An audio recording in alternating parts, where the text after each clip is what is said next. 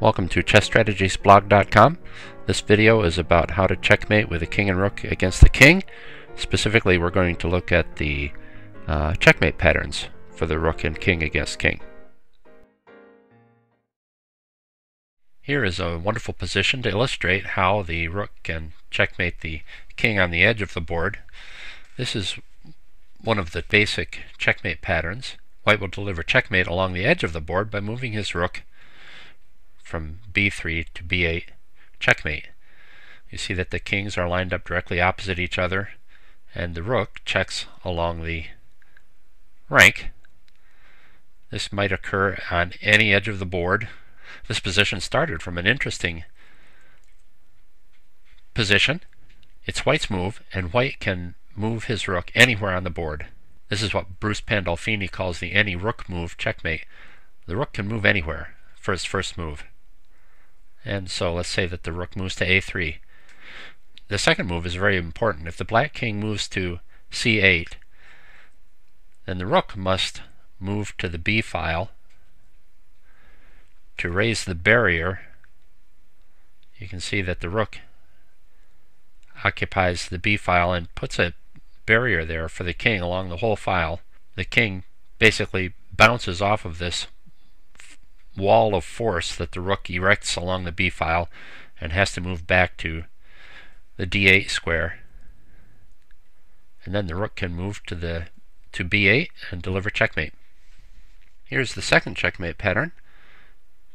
This involves the black king being in the corner, and the white king is a knight's move away, and the rook gives check from the side, similar to the first checkmate, but this time it occurs with the black king in the corner. The way we get to this position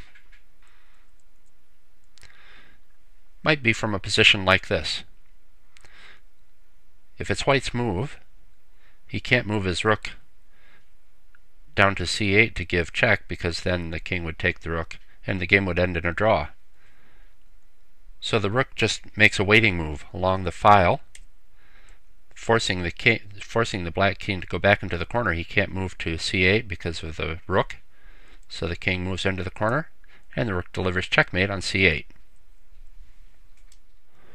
And here is the third checkmate pattern. Again, this is just a variation of the first two. Again, the black king is in the corner.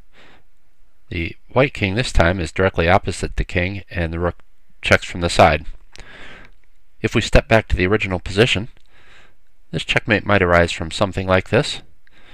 It's black's move. White would like to checkmate black by moving his rook to h8, but it's black's move, and black has only one move.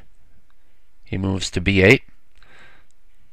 Now, how is the white rook going to deliver checkmate? If he moves to h8, the king has an escape square here at c7, and if white moves his rook to h7, black will move to c8, and we haven't accomplished much from trapping the king in the corner so nice. Well, the answer is to set up this invisible force field along the c file, and white does that by moving rook to c4. Now black has only one move. He must move his king back into the corner, and white delivers checkmate by moving rook to c8. Checkmate. Well, that's all I have on how to checkmate with the king and rook against the king for now. Be sure to look for 2 more videos that go through actual checkmates and some tips and tricks on how to accomplish that. See you again soon.